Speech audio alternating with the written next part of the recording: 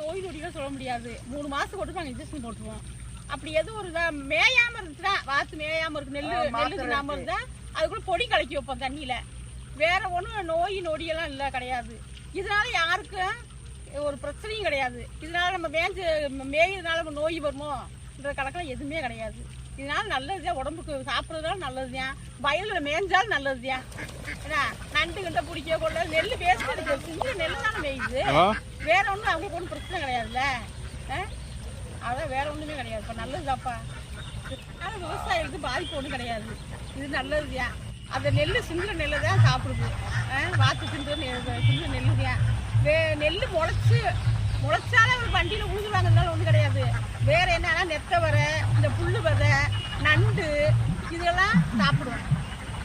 அதனால நல்லதுதான். வேற விவசாயத்துக்கு நல்லதுதான் கிடைக்கும், வேற ஒன்றும் கிடையாது. இது வந்து பிரச்சனையும் கிடையாது.